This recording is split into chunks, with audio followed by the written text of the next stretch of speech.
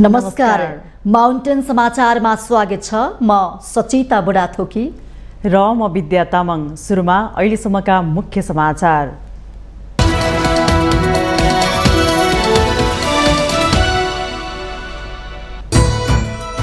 संघीय शिक्षा ऐन सम्बन्धी विधेयक र विज्ञापन नियमन गर्न बनेको विधेयक 2080 मन्त्री परिषदबाट स्वीकृत। अब बस्ने संसद बैठकमा पेश हुने। आगामी प्रधान न्यायाधीशको नाम सिफारिस गर्न बसेको संवैधानिक परिषदको बैठक अनिर्णित। अर्को बैठक साउन 18 गते 5 बजे बस्ने गरी टुङ्गियो। कोशीको मुख्यमन्त्रीमा पुनः कांग्रेस नेता थापा नियुक्त। बाबुराम गौतमले सभामुखबाट राजीनामा दिएपछि गठबन्धनको पक्षमा बहुमत। 30 दिनभित्र विश्वासको मत लिनुपर्ने। फेरि सूचना टाँसेर रोकियो प्रतिनिधि सभा बैठक। अर्को बैठक 22 गते बस्ने। सुन तस्करी प्रकरणमा मन्त्री र प्रधानमन्त्रीकै संलग्नता रहेको एमालेको शंका। स्वचालित प्रणालीबाट इन्धनको मूल्य समायोजन। पेट्रोलमा 9 रुपियाँ, डिजेल र मट्टी तेलमा 7 रुपियाँ बढ्दा एलपी ग्यासको मूल्य भने प्रति सिलिन्डर 130 रुपियाँ घट्यो। पाकिस्तानमा आइतबार भएको आत्मघाती आक्रमणको जिम्मा इस्लामिक स्टेटले लियो। तालिबानले सत्ता कब्जा गरे यता पाकिस्तानमा बढ्दै हिंसाका घटना। र वेस्ट इन्डिज विरुद्ध तेस्रो तथा अन्तिम एक दिवसीय क्रिकेटमा भारत 200 रनको फराकिलो अन्तरले विजयी। 352 रन पछ्याएको वेस्ट इन्डिज 151 रनमै सीमित।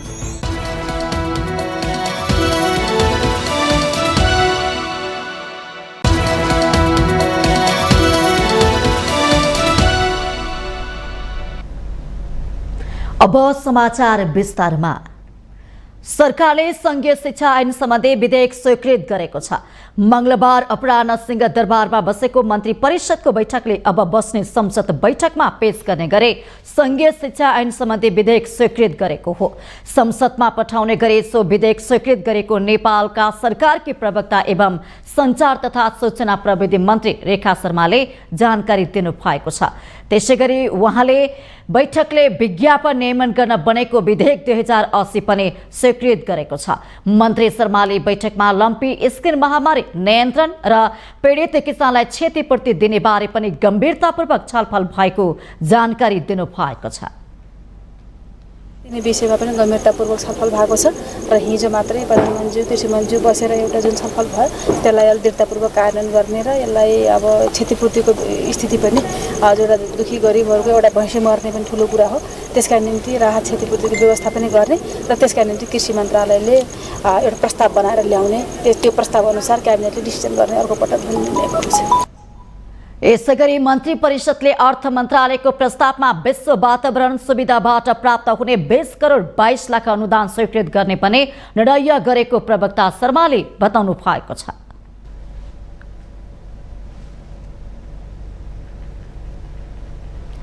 संवैधानिक परिषदको बैठक बिना निष्कर्ष टुङ्गिएको छ। मंगलबार अपराह्न 4 बजे प्रधानमन्त्री तथा मन्त्री परिषदको कार्यालय सिंहदरबारमा बसेको बैठक बिना निष्कर्ष टुङ्गिएको हो। नयाँ प्रधान न्यायाधीशको नाम सिफारिस गर्ने एजेन्डामा बसेको बैठकमा भावी प्रधान न्यायाधीशको नाम समेत प्रस्ताव नभएको राष्ट्रिय सभाका अध्यक्ष गणेश प्रसाद तिमिल सिन्हाले बताउनुभयो। उहाँले अर्को बैठक साउन 18 गते साँझ 5 बजे बस्ने गरी स्थगित भएको जानकारी दिनुभयो। आज प्रधान न्यायाधीशको लागि नाम सिफारिस गर्ने सम्बन्धमा एजेन्डा थियो र 18 गते 5 बजे प्रधान न्यायाधीश लगायत संवैधानिक अरू रिक्त पदहरूको बारेमा छलफल गर्ने गरी आजको बैठक स्थगित भयो। आगामी बैठकमा प्रधान न्यायाधीश सहित अन्य संवैधानिक पदमा नियुक्तिबारे छलफल हुने अध्यक्ष तिमिल सिन्हाले बताउनुभयो। प्रधान न्यायाधीश हरिकृष्ण कार्कीको कार्यकाल सकिन 4 दिन मात्रै बाँकी छ। उहाँको कार्यकाल सकिनु 1 महिना अगाडि नै नयाँ नाम सिफारिस हुनुपर्ने भए पनि अहिलेसम्म हुन सकेको छैन। कोशीको मुख्यमन्त्रीमा गठबन्धन दलबाट कांग्रेसका नेता उद्धव थापा दोस्रो पटक नियुक्त हुनु भएको छ। प्रदेश प्रमुख परशुराम खापङले बहुमतसहित दाबी पेश गरेका थापालाई संविधानको धारा 168(2) बमोजिम मंगलबार मुख्यमन्त्री नियुक्त गर्नुभएको हो। थापालाई मुख्यमन्त्री बनाउन कांग्रेसका 29, माओवादीका 13, एकीकृत समाजवादीका 4 र जसपाका 1 सांसदको समर्थन रहेको छ।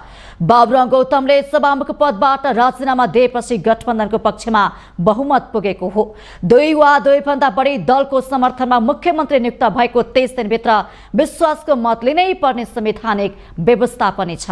त्यसैले सरकारको निरन्तरता 30 दिनपछि मात्रै निश्चित हुने देखिएको छ। सरकार गठनको लागि 93 सदस्यीय प्रदेश सभामा 47 सांसदको समर्थन आवश्यक पर्छ। तर गठबन्धन दल कांग्रेसका 29, माओवादीका सभामुख बाहेक 12, नेकपा एकीकृत समाजवादीका 4 र जनता समाजवादी पार्टीका 1 गरी 46 मात्रै सांसद रहेकाले सभामुख गौतमलाई राजीनामा गराएर बहुमत पुर्याइएको हो। एमालेको 40 र राप्रपाको 6 प्रदेश सांसद रहेका छन्।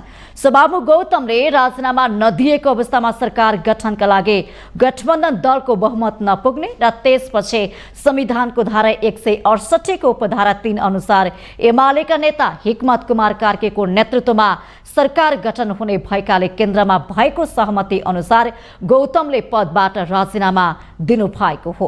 सर्वोच्च अदालतले तटस्थ भूमिकामा रहँदा सभामुख गौतमको समर्थनमा प्रदेश प्रमुख खापुङले गठबन्धन दल कांग्रेसका नेता थापालाई मुख्यमन्त्रीमा नियुक्त गर्न गरेको निर्णय बदर गर्दै परमादेश जारी गरेपछि नयाँ सरकार गठन भएको हो।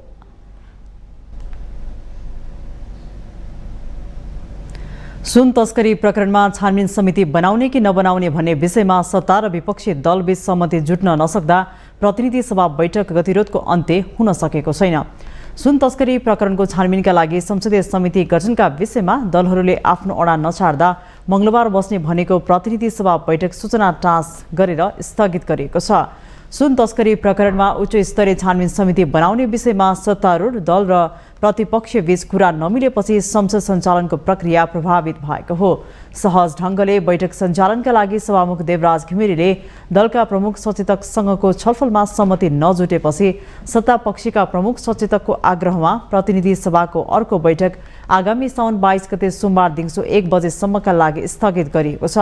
विशेष कारण प्रतिनिधि सभाको बैठक बस्ने समय परिवर्तन गरेको संघीय संसदमा महासचिव भरतराज गौतमद्वारा हस्ताक्षरित सूचनामा उल्लेख छ। मंगलबार दिउँसो 1 बजेका लागि तोकिएको बैठक पूर्व कार्य व्यवस्था तथा परामर्श समितिको बैठकमा सुन तस्करीको विषयमा प्रमुख प्रतिपक्षी दल एमालेलाई आकस्मिक समयमा बोल्न दिने र छानबिन समिति गठनका लागि प्रस्ताव राख्न दिने सहमति भएको थियो। तर बैठक सकिने बित्तिकै सत्तापक्षीय प्रमुख सचेतकले सहमति नजुटे बैठक राख्न नहुने भन्दै सूचना टाँस गरेर स्थगित गर्न माग गरेपछि प्रमुख सचेतक र सभामुख बीच छलफल भएको थियो। सभामुखसँगको छलफलमा सहमति नभएपछि बैठक स्थगित गरिएको हो। गत साउन 2 गते त्रिभुवन अन्तर्राष्ट्रिय विमानस्थल भन्सारबाट भित्रिएको क्विन्टल बढी तस्करीको सुन सिनामङ्गलमा राजस्व अनुसन्धान विभागले समातेको प्रकरणमा उच्च स्तरीय छानबिन बनाउन एमाले माग गर्दै आएको छ। सो प्रकरणमा गृहमन्त्री र अर्थमन्त्रीमाथि प्रश्न उठाउँदै एमाले गत साउन 10 गते बसेको प्रतिनिधि सभा बैठकमा अवरोध गरेको थियो भने साउन 15 गतेका लागि तय भएको बैठक पनि एमालेको अडानका कारण सूचना टाँस गरेर स्थगित भएको थियो। सुन तस्करी प्रकरणमा सत्तापक्षकै सांसदहरूले उच्च स्तरीय छानबिन समितिका पक्षमा भने विभाजित भएका छन्। सरकारले सुन तस्करी प्रकरणलाई गम्भीरतापूर्वक नलिएको भन्दै केही सांसदले उच्च स्तरीय छानबिन समिति गठनको माग गरेका छन् भने केहीले सरकारले निष्पक्ष छानबिन गर्न नसके मात्र समिति गठन गर्नुपर्ने बताएका छन्। सत्तारूढ नेपाली कांग्रेसका सांसद प्रदीप पौडेलले सुन तस्करी प्रकरण छानबिनका लागि छुट्टै छानबिन समिति गठन गर्न सरकारसँग माग गर्नु भएको छ। मंगलबार संघीय संसद भवन परिसरमा सञ्चारकर्मी माझ सांसद पौडेलले सरकारले प्राविधिक पक्षलाई समेत ख्याल गरेर पूर्व न्यायाधीशको नेतृत्वमा समिति गठन गरी निष्पक्ष छानबिन गर्नुपर्ने बताउनु भएको छ। सो छानबिनलाई निर्मम ढंगले अघि बढाउन संसदले कडा निगरानी राख्नुपर्ने उहाँको भनाइ छ। पार्ट त्यसको प्राविधिक पक्ष बुझेका मान्छेहरू पनि राखेर छानबिन समिति बनाइनुपर्छ। छानबिन समिति निष्पक्ष हुनुपर्छ। मैले त पूर्व न्यायाधीश न्याय सेवाको क्षेत्रको कोही मान्छेको नेतृत्वमा छानबिन समिति बनाउने, त्यसलाई संसदले निगरानी गर्ने, त्यसको सम्पूर्ण टेक्निकल पार्ट के हो। म सांसद हुँ तर मैले त्यसको सबै टेक्निकल पार्ट बुझ्दिनँ।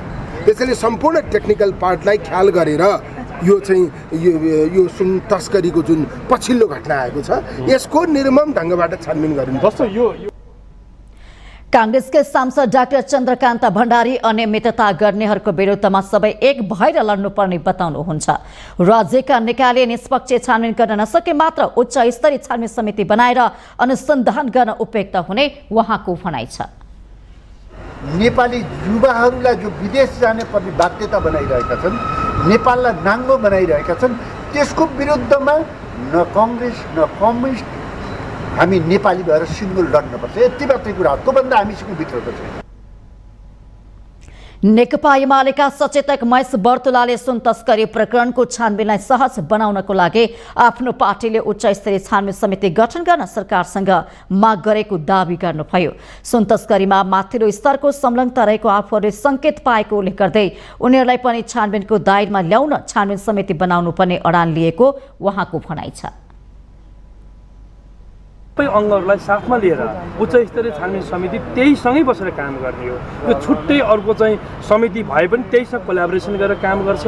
मैले यति भनौँ कतिपय हाई प्रोफाइलका मानिसहरूको जे सङ्केतहरू आइरहेको छ त्यसमा चाहिँ उच्च स्तरीय छानबिन समिति भयो भने त्यो काम गर्न अनि राज्यका अहिले तपाईँले भनेको राजस्व अनुसन्धान विभागको कुरा होला, प्रहरीका सिबिआई अन्य इकाइहरू होला, यसलाई पनि सहयोग हुन्छ। उहाँहरूले पनि यो माग गरिरहनु भएको छ। जो आज अनुसन्धानको प्रक्रियामा हटिरहेको एजेन्सीहरू छ उहाँहरूलाई पनि उच्च स्तरीय छानबिन समिति भइदियो भने हामीलाई यसको चाहिँ हास ठाउँसम्म पुग्नका लागि सबै नेक्ससहरू पहिचान गर्नका लागि काम लाग्छ। सचेतक बर्तुलाले सिङ्गो देशले उच्च स्तरीय छानबिन समितिको माग गरिरहँदा पनि सरकार डराइरहेको आरोप लगाउनु भएको छ। सत्तारूढ नेकपा माओवादी केन्द्रको केन्द्रीय समिति बैठक आजदेखि सुरु हुँदैछ। काठमाडौँको कमलादय स्थित प्रज्ञा भवनमा हुने बैठकमा 385 केन्द्रीय सदस्य, 198 वैकल्पिक केन्द्रीय सदस्य, प्रदेश समितिका 100 पदाधिकारी तथा विभिन्न आयोगका 75 जना गरी 758 जना सहभागी हुनेछन्। बैठकमा महासचिव देवप्रसाद गुरुङले बैठकको एजेन्डा तथा अध्यक्ष पुष्पकमल दाहाल प्रचण्डले राजनीतिक प्रतिवेदन पेश गर्ने कार्यतालिका छ। पार्टीभित्र पनि असन्तुष्टिका स्वरहरू बाक्लिँदै गएका बेला यसपटकको केन्द्रीय कमिटी बैठकलाई चासोका साथ हेरे पनि खासै आशा भने गरिएको छैन। एक रिपोर्ट। 2048 सालमा नेकपा माओवादी केन्द्रको महासचिव बनेका पुष्पकमल दाहाल प्रचण्डले 51 सालमा आएर माओवादी बने यता सधैँ अध्यक्ष हुनुहुन्छ। माओवादी प्रचण्ड इच्छा बेगर चल्नै नसक्ने स्पष्ट नै भइसकेको छ। न पार्टीमा न कुनै संगठनमा प्रचण्डको इच्छा बेगर नेतृत्व चयन हुनै सक्दैन। प्रचण्ड नै सर्वे सर्वभन्दा अन्य नेताहरू पछि पछि लाग्न बाध्य नै छन्। प्रचण्डसँग असन्तुष्टि जनाउनेहरू पार्टीबाटै बाहिरिएसँगै अहिले माओवादी टुक्रा टुक्रामा विभाजित भइसकेको छ। अब भने माओवादी भित्रको दृश्य फेरिने संकेत भने देखिएको छ। प्रधानमन्त्री तथा माओवादी अध्यक्ष प्रचण्ड विरुद्ध अहिले पार्टीभित्र र बाहिर असन्तुष्टिका स्वरहरू सुनिन थालेका छन्। पार्टी बाहिर प्रमुख प्रतिपक्षी दल नेकपा एमाले प्रधानमन्त्री प्रचण्ड विरुद्ध आक्रामक छ। पार्टीभित्रै पनि प्रचण्डसँग असन्तुष्ट हुनेहरूको असङ्गठित जमात पनि उत्तिकै छ। पेलानमा परेका भन्दै उपमहासचिव द्वय जनार्दन शर्मा र वर्षमान पुन असन्तुष्टि छन्। कुनै बेला माओवादीभित्र एक अर्काको आलोचक र प्रतिस्पर्धी रहेका पुन र शर्मा अहिले भने एउटै बाटोमा छन्। पछिल्लो समय प्रचण्डले नेत्र विक्रमचन्द विप्लवलाई काँखी च्यापेपछि भविष्यमा नेतृत्व हाँक्ने सपना बोकेका शर्मा र पुनको असन्तुष्टि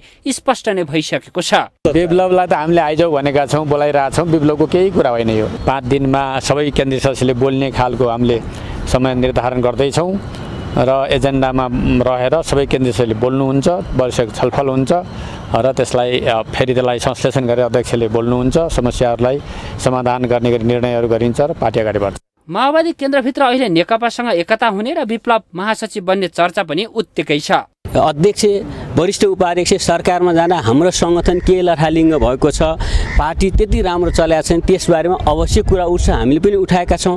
त्यसभन्दा पर गएर हामी व्यक्तिगत कुरामा आक्षेप या एकअर्कालाई कमजोर पार्ने खालको गर्दैनौँ। अध्यक्षपछिको शक्तिशाली पद महासचिव भएका कारण पनि पार्टीका दोस्रा तहका नेताहरू प्रचण्डसँग लबिङमा छन्। प्रचण्डको प्रिय मात्रै बनेर नपुग्ने भएपछि उनीहरू गुटगत रूपमै अघि बढ्न बाध्य भएका छन्। शर्मा र पुन बाहेक पम्फा भुसाल, शक्तिबहादुर बस्नेत, हरिबोल गजुरेल र गिरिराजमणि पोखरेलको पनि महासचिवकै लागि दावेदार गरिरहेका छन्। पार्टीभित्र धेरैको आकांक्षी, त्यसमाथि पनि विप्लव आउने तयारी प्रचण्डका लागि चुनौती बन्न सक्छ।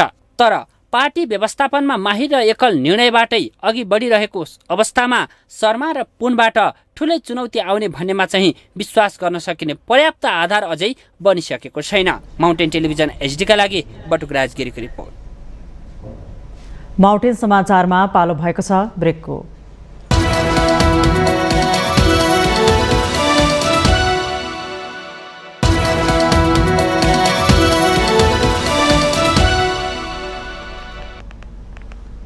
ब्रेकपछि पुनः स्वागत छ। अब बाँकी समाचार।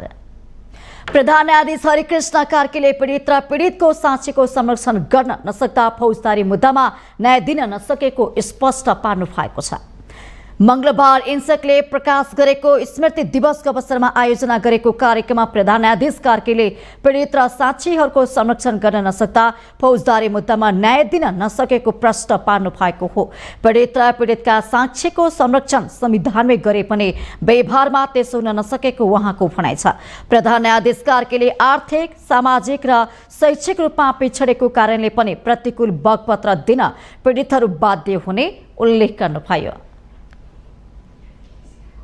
प्रतिकूल बगपत्रको अहिले चाहिँ मतलब पनि सबभन्दा ठुलो चुनौती चाहिँ मैले अदालतलाई अहिले सामना गर्नु परिरहेको छ। यो प्रतिकूल बगपत्र जो चाहिँ आफूले भनेको कुरा आफ्नै विरुद्धमा हुने गरेर अदालतमा गएर बोल्ने,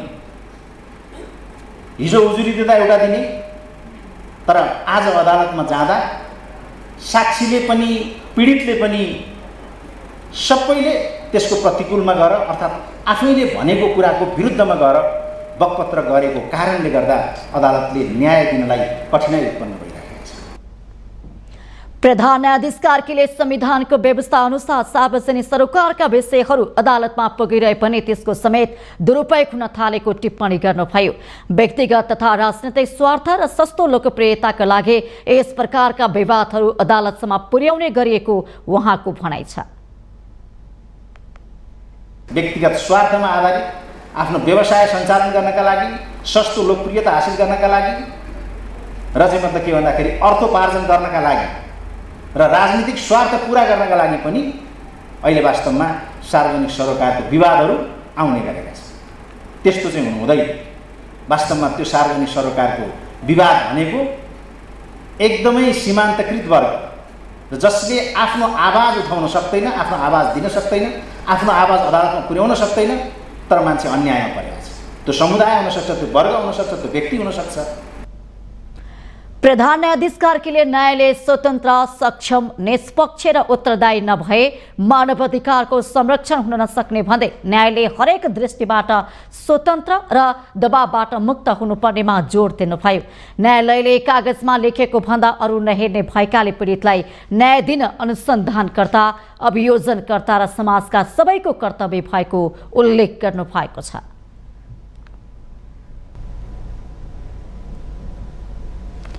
संसदीय सुनवाई समितिमा विभिन्न मुलुकका लागि प्रस्तावित राजदूत विरुद्ध परेको उजुरीमाथि छलफल नहुने भएको छ।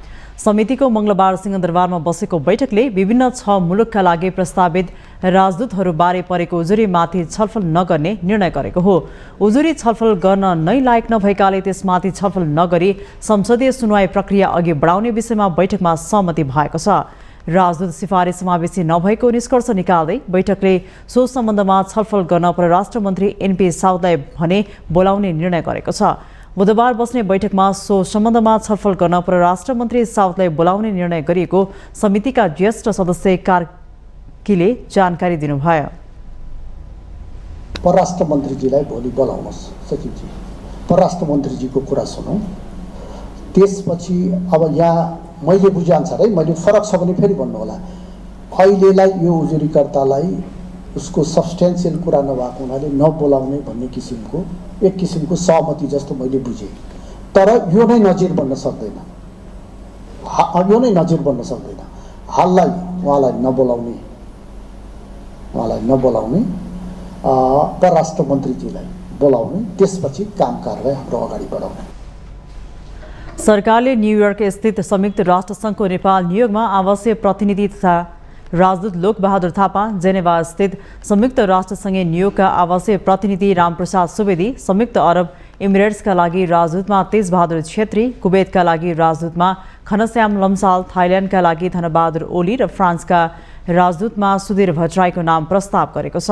समितिले प्रस्तावित राजदूतहरूको नाम अनुमोदन गरेपछि राष्ट्रपतिले उनीहरूलाई नियुक्त गर्ने संवैधानिक व्यवस्था छ।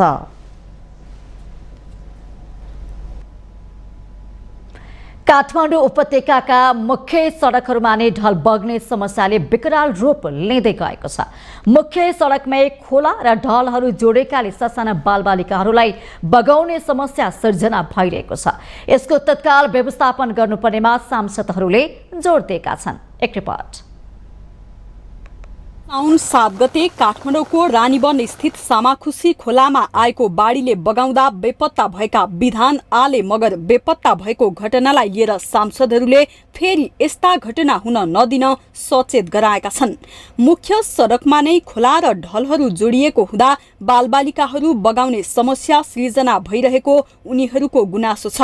नेपाली कांग्रेसकी सांसद प्रतिमा गौतमले भारी वर्षा हुने बित्तिकै काठमाडौँका सडकहरूमा जाम हुने, अस्तव्यस्त हुने र सडकमा नै खोला बग्ने अवस्थाको अन्त्य गर्न जरुरी रहेको बताउनुभयो। देशको मुटु राजधानीभित्र एक दिन अलिक भारी वर्षा हुने बित्तिकै काठमाडौँका सबै सडकहरू जाम छौँ। हामीले पनि हेरिरहेका छौँ। काठमाडौँ अस्तव्यस्त हुन्छ। हामी सवारी साधनमा कति चढ्ने साथीभाइ यस्तो जाममा पर्छौँ कि त्यो जाम चाहिँ कारण के भने सबै ड्रेनेजहरूको राम्रो व्यवस्थापन नहुँदाखेरि सडकमै खोला बग्ने गरेको चाहिँ हामी सबैले प्रत्यक्ष रूपमा अनुभूति गरिरहेका छौँ। यस्तै नेकपा एमालेका सांसद ठाकुर प्रसाद गैरेले काठमाडौँका सडक छेउमा बहने नदीहरूमा तत्काल ढल गाडेर सुरक्षित गर्नुपर्ने बताउनुभयो। उहाँले काठमाडौँका यस्ता समस्याहरूको दीर्घकालीन व्यवस्थापनका बारेमा सोच्न जरुरी रहेको उल्लेख गर्नुभयो। हामी अघि हाम्रो मान्यजीले भने जस्तै तपाईहरुसहित हामी स्थलगत हेर्न जानुपर्छ भने पनि हामी जान तयार छौँ। होइन त्यो नगइकन यसको समाधानको उपाय छ भने त्यसको समाधान उपाय यो हो, हामी यसमा प्रयत्न गर्छौँ भन्ने कुरा आजको समितिको बैठकमा मन्त्रालयको तर्फबाट हामीलाई चाहिएको हो। जनता समाजवादी पार्टी नेपालकी सांसद सुशीला श्रेष्ठले पानी पर्नुभन्दा अघि एक पटक ढलको मङ्गालहरू सफा गर्नुपर्ने अभियान चलाउन आवश्यक रहेको बताउनुभयो। उहाँले सडक निर्माणमा दीर्घकालीन योजना बन्न नसकेको गुनासो गर्नुभयो। अहिले फेरि काम गर्यो, फेरि भत्कायो, फेरि त्यही माथि काम गर्यो। त्यसो भएको हुनाले अब विदेशहरूमा पनि पुराना बस्तीहरू पुराना कामहरूलाई चाहिँ त्यो फेरि भत्काएर फेरि समस्या पैदा गर्दैन कि मूल गाडीहरू भित्र पनि पसाउँदैन, वरिपरिबाट लानेछ र त्यो पुरानो बस्तीहरूलाई चाहिँ राम्ररी नै लाने बरु पैदलै हिँडाउने एउटा खालको वातावरण बनेको छ। नेपाली कांग्रेसका सांसद ऐन बहादुर शाही ठकुरीले सामाखुसीको बाढीमा परि बेपत्ता भएका बालकको खोजी कार्य तीव्र बनाउनु पर्नेमा जोड दिनुभयो। उहाँले आगामी दिनमा यस किसिमका घटना हुन नदिन विपद पूर्व तयारी गर्नुपर्ने बताउनुभयो। बैठकमा सांसदहरूले गत श्रावण 7 गते सामाखुसी खोलामा बाढीमा परि एक बालक बेपत्ता भएको घटनाबाट पाठ सिकेर त्यस क्षेत्रमा फेरि त्यस्तो घटना हुन नदिने गरी ढल सहितका आवश्यक व्यवस्था मिलाउन सरकारसँग माग गरेका थिए। जवाफमा भौतिक पूर्वाधार तथा यातायात मन्त्री प्रकाश ज्वालाले ती समस्या समाधानका लागि सम्बन्धित मन्त्रालयहरू बीच छलफल गरेर मात्रै अघि बढ्न सकिने बताउनुभयो। उहाँले आफ्नो मन्त्रालयको क्षेत्राधिकार भित्र नपर्ने विषयमा एक्लै समस्याको समाधान गरेर अघि बढ्ने भन्ने कुरा हुनै नसक्ने जिकिर गर्नुभयो। मन्त्री ज्वालाले आफ्नो मन्त्रालयसँग सम्बन्धित पुल, सडक लगायतको समस्याबाट कुनै पनि खालको क्षति नहोस् भन्ने कुरामा भने आफ्नो मन्त्रालय सचेत रहेको बताउनुभयो। साझा निष्कर्ष निकालौँ र जसले जे गर्नुपर्छ, अब हरेक कुरामा चाहिँ एउटैले मात्रै गर्ने खालको देखिँदैन के। अब हामीले यो के अरे यो ऱ्यापिड बस सर्भिस सुरु गर्ने भन्यौँ। अब त्यहाँ पनि त एक्लै गरेर त भएन। यातायात व्यवस्था कार्यालयले के गर्नुपर्ने, सडक विभागले त्यो अर्को काम गर्नुपर्ला, ट्राफिकले गर्नुपर्ला। 4-5-6वटा निकाय बसेर हामीले यसले यो गर्ने, यसले यो गर्ने, यसले यो गर्ने भनिसकेपछि काम अगाडि बढेको छ। मन्त्री ज्वालाले वर्षातका कारण पूर्वका विभिन्न जिल्लामा ठूलो धनजनको क्षति भएपछि आफ्नो मन्त्रालयले त्यसो हुन नदिनका लागि सक्दो प्रयास गरिरहेको दावी समेत गर्नुभयो। उहाँले मुङलिन नारायणगढ सडक खण्डमा देखिएको समस्या फेरि नबल्झिने गरी समाधान गरिएको पनि स्मरण गराउनुभयो। नेकपा एकीकृत समाजवादी पार्टीका अध्यक्ष माधव कुमार नेपालले इमान्दारिताबाट मात्रै देशले सफलता प्राप्त गर्ने बताउनु भएको छ।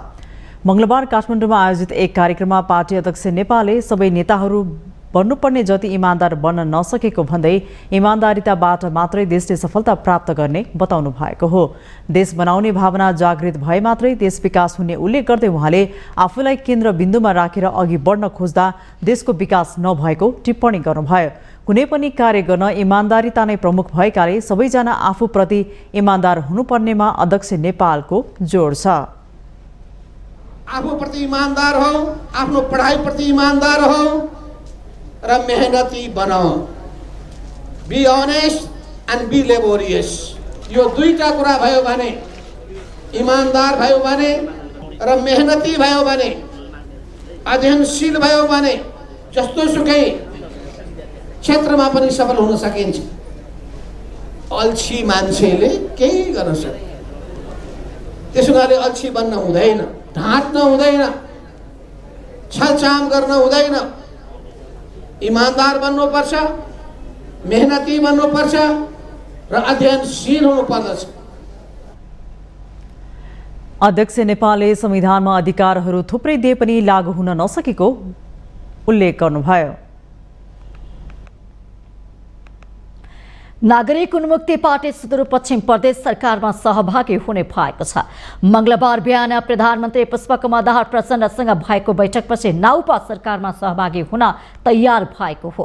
बैठकमा सहभागी नेता रेशमलाल चौधरीले कृषि मन्त्री, कृषि राज्य मन्त्री, उपसभामुख र 2वटा संसदीय समितिको सभापति पाउने सहमति भएकाले सरकारमा सहभागी हुने जानकारी दिनुभएको छ। बुधबार नाउपाको संसदीय दलको बैठक बस्ने र त्यसैगरी सरकारमा सहभागी हुने नामावली टुङ्गो लगाउने उहाँको भनाइ छ। यसअघि सोमबार पनि प्रधानमन्त्री प्रचण्डले सुदूरपश्चिमका मुख्यमन्त्री कमलबहादुर शाह, अध्यक्ष रञ्जिता श्रेष्ठ, नेता रेशमलाल चौधरी लगायतसँग छलफल गर्नुभएको थियो। साउन 8 गते नै नाउपा सरकारमा सहभागी हुने तयारी थियो, तर मन्त्रालयमा भागभण्डा नमिलेपछि सरकारमा सहभागी भएको थिएन। सुदूरपश्चिम प्रदेशमा नागरिक उन्मुक्ति पार्टीले पनि 7 वटामा पाउने पनि जनाइएको छ। 7 जना सांसद रहेका छन्। 2 जना सांसदहरूलाई यसअघि नै संसदीय दलको नेता र प्रमुख सचेतकको जिम्मेवारी दिइसकेको छ, जसअनुसार बाँकी सांसदलाई जिम्मेवारी दिने तयारी गरिएको बताइएको छ।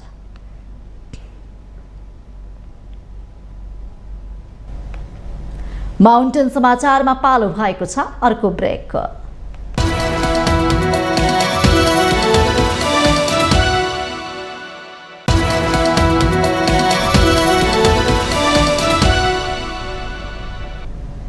ब्रेकपछि पुनः स्वागत छ। अब बाँकी समाचार। नेपाल आयल निगमले पेट्रोलियम पदार्थको मूल्य बढाएको छ। निगमले पेट्रोलमा 9 रुपियाँ, डिजेल र मट्टीतेलमा 7 रुपियाँले बढाएको हो। त्यस्तै एलपी ग्यासको मूल्य भने प्रति सिलिन्डर 130 रुपियाँ घटाएको छ। भारतबाट मूल्य बढेर आएका कारण बढाइएको आयल निगमले जानकारी दिएको छ। अब पेट्रोलको मूल्य प्रति लिटर पहिलो वर्गमा 170, दोस्रो वर्गमा 172 र तेस्रो वर्गमा 173 रुपियाँ पुगेको छ। त्यस्तै डिजेल र मट्टीतेलको मूल्य पहिलो वर्गमा 150, दोस्रोमा 152 र तेस्रो वर्गमा 153 रुपियाँ कायम भएको छ। एलपी ग्यासको मूल्य भने प्रति सिलिन्डर 1660मा झरेको छ। भारतीय आयल कर्पोरेसन आईओसीले नेपाल आयल निगमलाई पठाएको मूल्य सूची अनुसार पेट्रोल प्रति लिटर 7 रुपियाँ 87 पैसा र डिजेल 6 रुपियाँ 61 पैसाले बढेर आएपछि नेपालमा पनि स्वचालित प्रणालीबाट मूल्य समायोजन भएको हो। आईओसीले हरेक 15 दिनमा नयाँ मूल्य सूची पठाउँछ। सो अनुसार स्वचालित प्रणालीबाट निगमले मूल्य समायोजन गरेको हो। केही दिन यता अन्तर्राष्ट्रिय बजारमा कच्चा तेलको भाव बढेको छ, जसले गर्दा भारतबाट आउने प्रशोधित तेलको मूल्य समेत बढेको हो। असार 9 गते WTI कच्चा तेलको मूल्य प्रति ब्यारेल $69 रहेकोमा साउन 16 गते $81 कायम भएको छ। त्यस्तै ब्रेन्ट तेलको यो अवधिमा $69बाट $85 पुगेको छ। मुर्बान तेलको मूल्य प्रति ब्यारेल 74बाट $84 कायम भएको छ।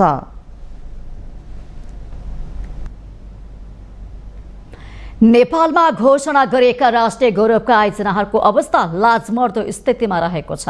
24वटा गौरवका आयोजनाहरूको प्रारम्भिक लागत 6 खर्ब 12 अर्ब 1 करोड 30 लाख रुपियाँ रहेकोमा समयमा निर्माण पुरा नहुँदा बढेर 3 गुणा बढी 18 खर्ब 95 अर्ब 54 लाख 79 हजार रुपियाँ पुगेको छ।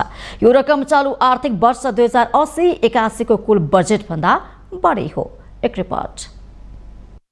15औं पञ्चवर्षीय योजनाको समय सकिन 1 वर्षभन्दा कम अवधि छ, तर समयमै सक्नुपर्ने राष्ट्रिय गौरवका अधिकांश आयोजनाहरूको अवस्था भने लाजमर्दो देखिन्छ। अहिलेसम्म मेलम्ची खानेपानी आयोजना, त्यो पनि आंशिक र अस्थायी, माथिल्लो तामाकोशी जलविद्युत आयोजना, भैरवाहा र पोखरा अन्तर्राष्ट्रिय विमानस्थलको निर्माण बाहेक अन्य 21वटा राष्ट्रिय गौरवका आयोजनाको प्रगति अपेक्षाभन्दा धेरै नै कम छ।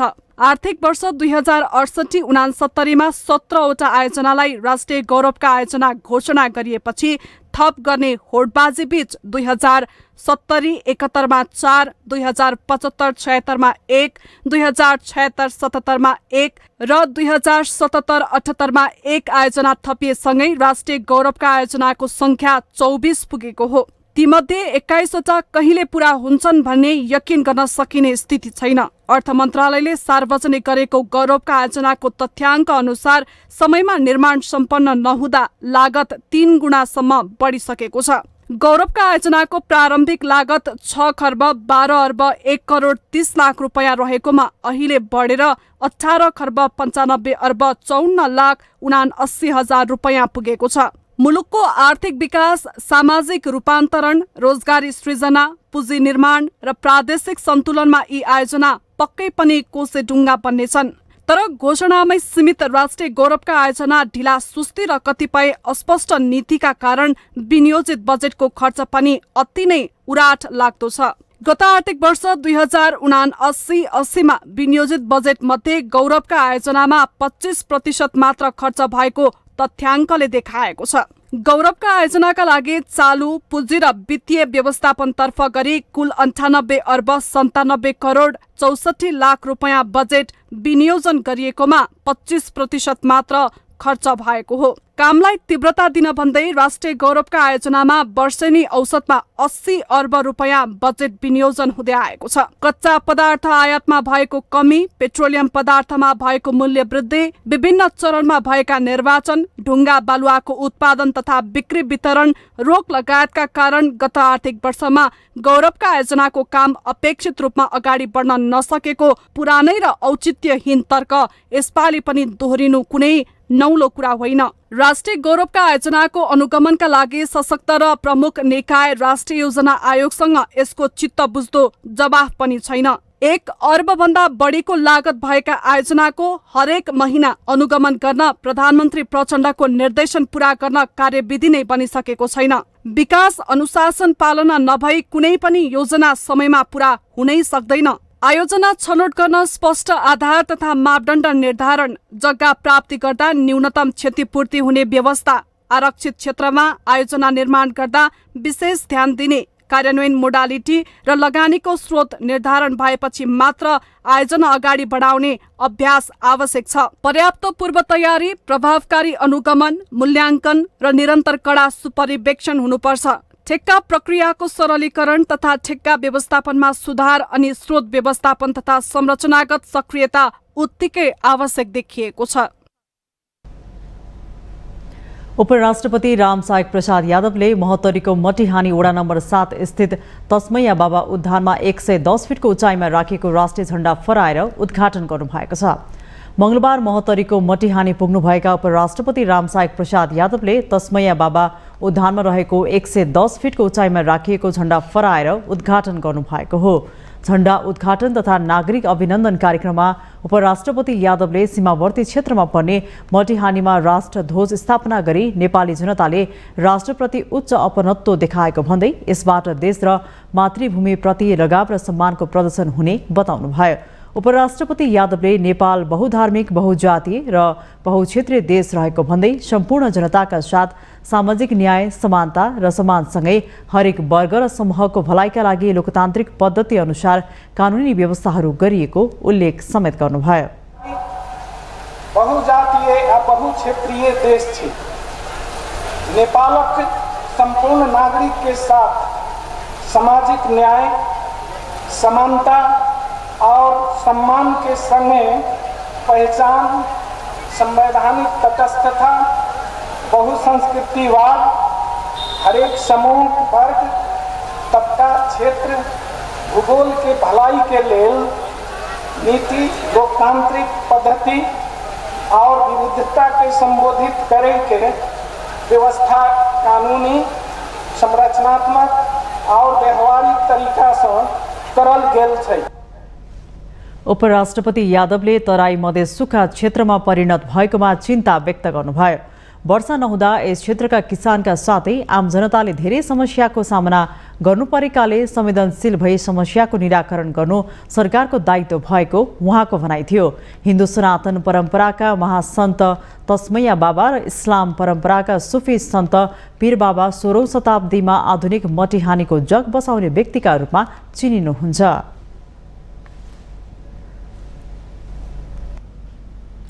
नेपाल एकीकरणका एकनायक योद्धा अमरसिंह थापाको 207औं स्मृति दिवस डडेलधुरामा मनाइएको छ। पूर्वमा टेस्टा अनि पश्चिममा काँगडासम्म सीमा पुर्याउन उनले गरेको अथक प्रयास र योगदानको स्मरण गरी स्मृति दिवस मनाइएको हो। एक रिपोर्ट। नेपाल राष्ट्रको एकीकरण गर्दै विखण्डनबाट रोक्न हाम्रा पुर्खाले पुर्याएको योगदानले आज हामी विश्वमा नेपाली भनेर शिर ठाडो पार्न सकेका छौं। पूर्वमा टिस्टा र पश्चिममा काँगडासम्म सीमा पुर्याउन नेपाली वीरहरूको अथक प्रयास र योगदानले यो सम्भव भएको हो। ती व्यक्तिहरू मध्ये बडाकाजी अमरसिंह थापा पनि एक निर्भीक योद्धा हुन्। पिता उमराव बाग भीमसिंह थापा र माता उमादेवी थापाको माहिलो छोराका रूपमा विक्रम सम्वत 1808 साल साउन 12 गते गोर्खामा उनको जन्म भएको हो। म बाघको डम्मरू हुँ, मलाई सिनो खाने कुकुर नसम्झ भन्दै बडाकाजी थापा अंग्रेज विरुद्धको युद्धमा डटेर होमिए।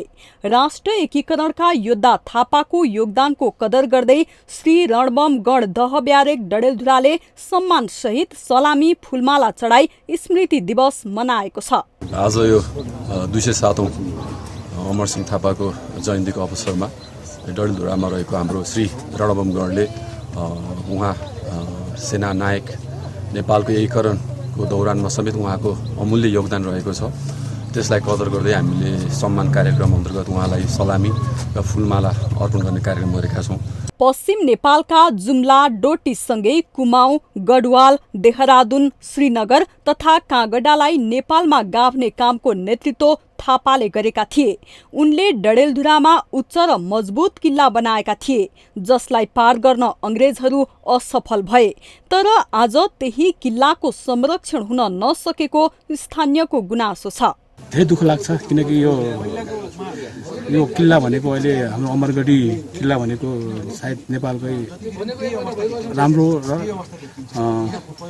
घुम्ने पर्यटक लायक ठाउँ छ। तर पर्यटनहरू पनि अलिक कम आउने गर्न थाल्छ, किनभने यहाँको स्थानीय राजनीतिक दलहरूले पनि ध्यान नदिएको हुनाले र यहाँ जान्ने बुझ्ने ठुल्ठुला मै हुँ भन्नेले पनि यहाँ किल्ला संरक्षण नगर्न सक्नाले यहाँ पर्यटकहरू पनि धेरै कम आउने गरेको। थापाले डडेलधुरामा अमरगढी किल्ला निर्माण गरेको र सोही किल्लाको नामले अमरगढी नगरपालिकाको नामाकरण गरिएको छ।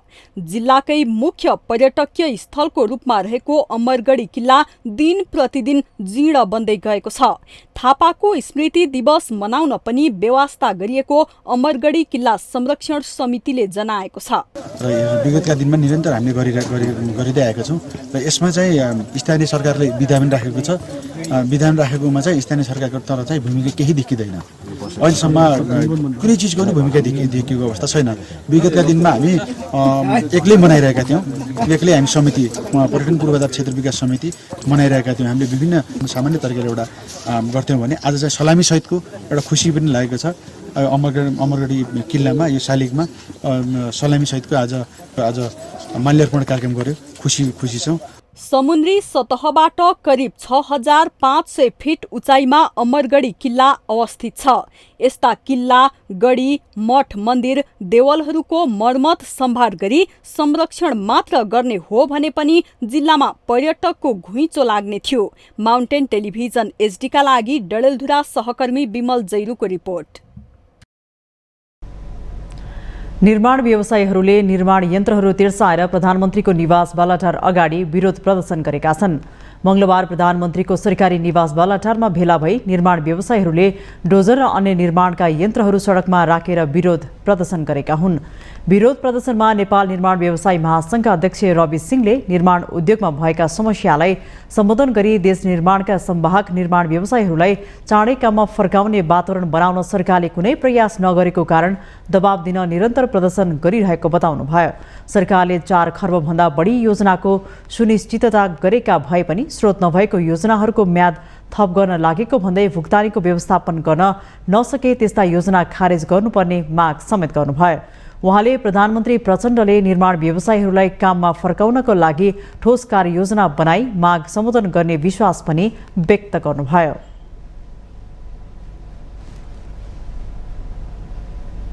चाँडोभन्दा चाँडो सम्बोधन गरेर देश विकास समृद्धिका सम्भाग हामी निर्माण उद्योगीहरूलाई चाँडै काममा फर्काउने वातावरण नेपाल सरकारले गरिदियोस् भनेर सम्मान्य प्रधानमन्त्रीज्यूको निवासको अगाडि निषेधित क्षेत्रको मर्यादा राख्दै हामीले 1 घण्टासम्म धरनाको कार्यक्रम गरिरहेका छौँ। 4 खर्बभन्दा बढीका योजनाहरू स्रोत सुनिश्चितता गरेको तर स्रोत नभएको त्यस्तो योजनाको लागि अहिले सरकारले 1 वर्ष म्याद थप गर्दैछ। त्यसको भुक्तानीको व्यवस्थापन कसरी गर्छ? सम्मान्य प्रधानमन्त्रीज्यूले हामीलाई ठोस रणनीति बनाएर हाम्रा मागहरूलाई सम्बोधन नगरेसम्म र विगतमा हामीले सम्झौता गरेका मागहरू कार्यान्वयन भएको छैन, त्यो मागलाई कार्यान्वयन गर्ने र अहिले सम्पूर्ण ठेक्काहरूको एकमुष्ट म्याद थप गर्ने मूल मागसहित हामी निरन्तर रूपमा चाहिँ आन्दोलित छौँ।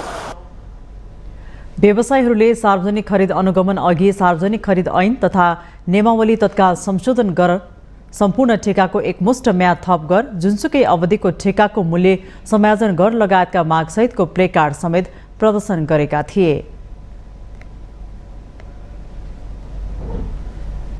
नेपाल चामल तेल दाल उद्योग संघका अध्यक्ष कुमुद कुमार डुगरले नेपालले भारत सरकारसँग धान खरिद गर्न सके चामल प्रतिबन्धको असर नपर्ने दावी गर्नु भएको छ।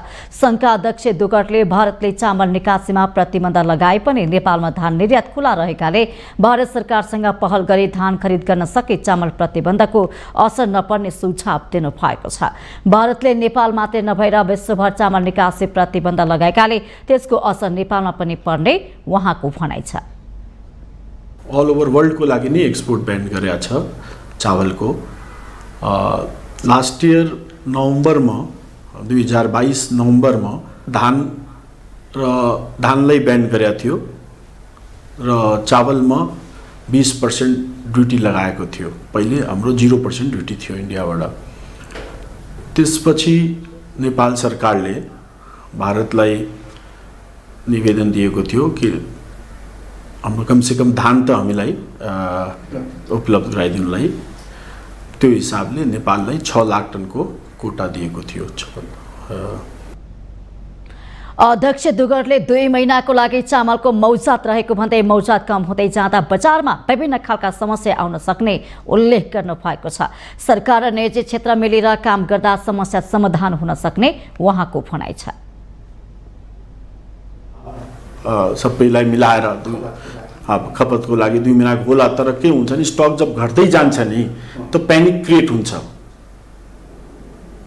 त्यो त डिमान्ड सप्लाई कुरा हो।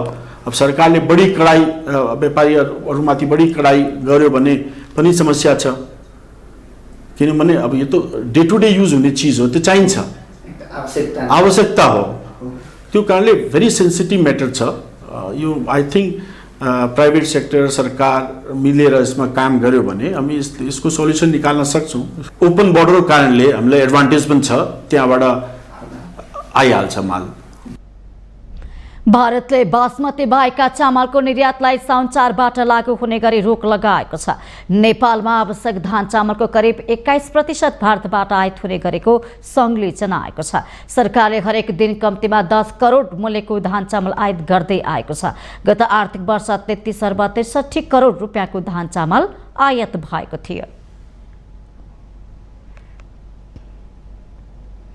हामीसँग आर्थिक अन्तर्राष्ट्रिय र खेल समाचार बाँकी नै छन्।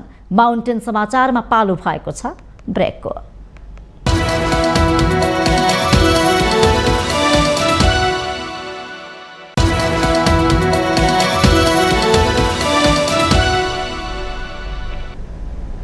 ब्रेकपछि पुनः स्वागत छ। अब पालो आर्थिक समाचारको। आर्थिक समाचारको साथमा जगदम्बा सुपर साइन तथा ग्याल्बा प्लस जीवनभरको भरोसा। रिद्धि सिद्धि सिमेन्ट रोबोटिक ल्याबमा बनेको स्मार्ट सिमेन्ट।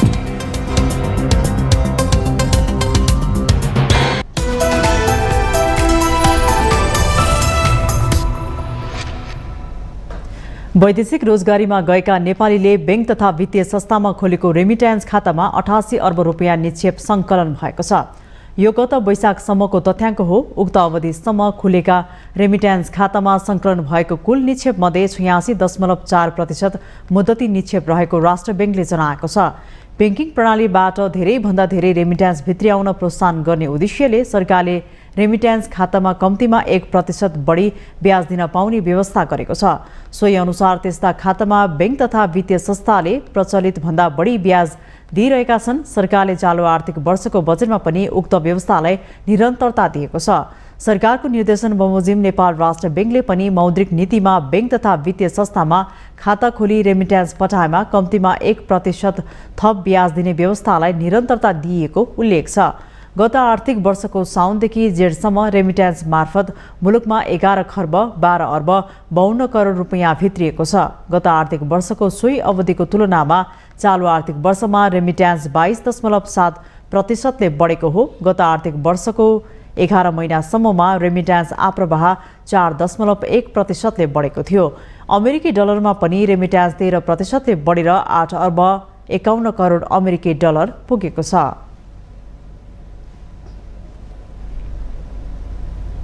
अब पालो अन्तर्राष्ट्रिय समाचारको।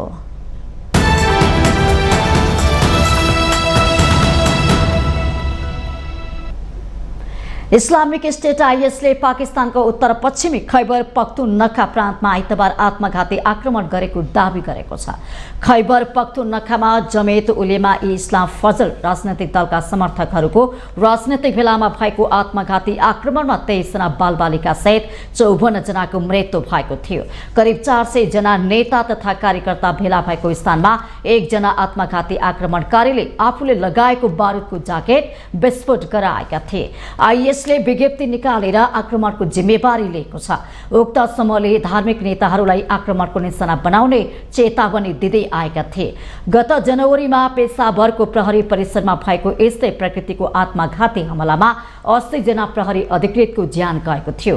अफगानिस्तानमा तालिबानले सत्ता कब्जा गरे यता छिमेकी पाकिस्तानमा हिंसाका घटना बढेका छन्।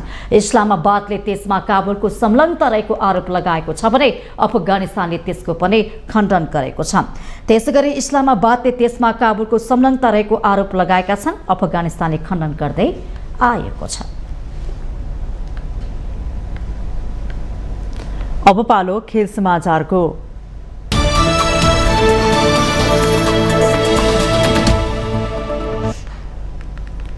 घरेलु टोली वेस्ट इन्डिज विरुद्ध तेस्रो तथा निर्णायक एकदिवसीय क्रिकेट भारतले 200 रनको फराकिलो अन्तरले जितेको छ। वेस्ट इन्डिजको ब्रायन लारा क्रिकेट स्टेडियममा जितका लागि 352 रनको विशाल लक्ष्य पछ्याएको घरेलु टोलीलाई 151 रनमा सीमित गरेर भारतले 200 रनको फराकिलो जितसँगै श्रृङ्खला पनि कब्जा गरेको छ। टस हारेर पहिला ब्याटिङको निम्तो पाएको भारतले निर्धारित 50 ओभरमा 5 विकेट गुमाउँदै 351 रन बनायो। भारतका शुभमन गिलले 85, कप्तान हार्दिक पाण्डेले अभिजित 70 र ईशान किशनले 77 रन बनाए। सन्जु स्यामसनले 41 बलमा 2 चौका र 4 छक्का सहित 51 रनको आक्रामक इनिङ खेले। वेस्ट इन्डिजका रोमारियो सेफर्डले 2 विकेट लिए। जवाफमा वेस्ट इन्डिजले 35.3 ओभरमा 151 रन बनाउँदै सबै विकेट गुमायो। घरेलु टोलीका गुडाकेश मोटीले 39, एलेक अथानाजेले 35, अन्जाली जोसफले 26 र याक्निक कारिहाले 19 रन बनाए। भारतका शार्दुल ठाकुरले 4, मुकेश कुमारले 2 तथा कुलदीप यादवले 2 विकेट लिए, जससँगै भारतीय श्रृङ्खला 2-1बाट कब्जा गरेको छ।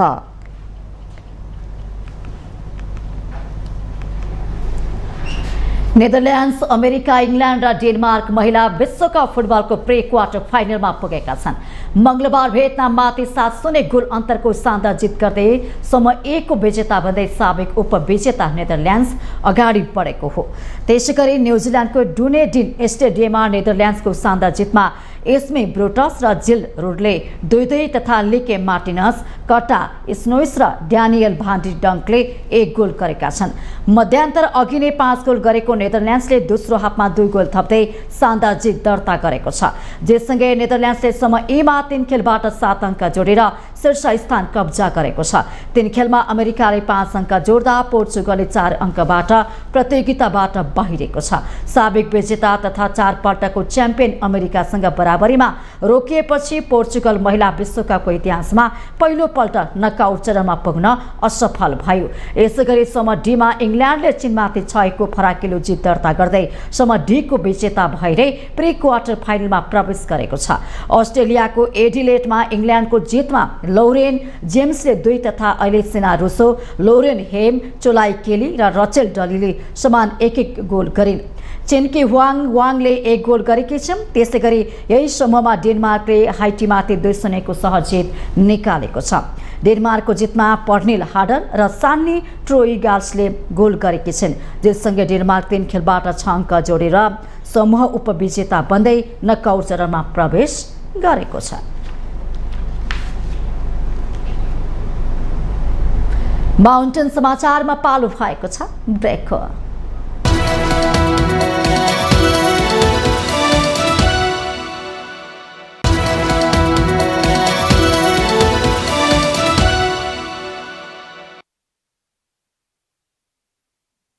माउन्टेन समाचारको अन्त्यमा आइपुगेका छौं। जाँदा जाँदै मुख्य समाचार पुनः एकपटक।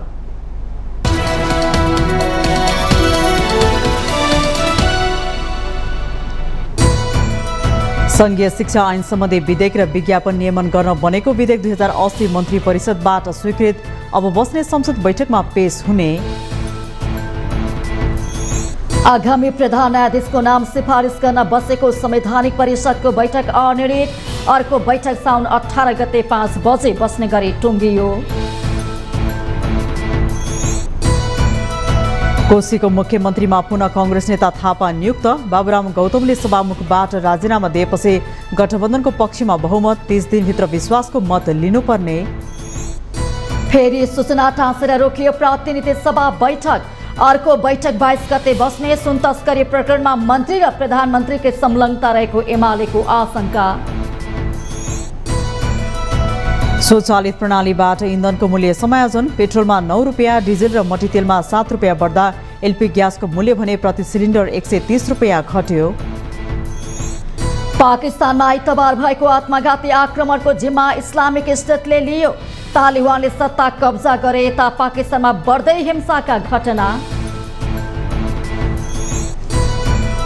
र वेस्ट इन्डिज विरुद्ध तेस्रो तथा अन्तिम 1 दिवसीय क्रिकेटमा भारत 200 रनको फराकिलो अन्तरले विजयी। 352 रन पछ्याएको वेस्ट इन्डिज 151 रनमै सीमित।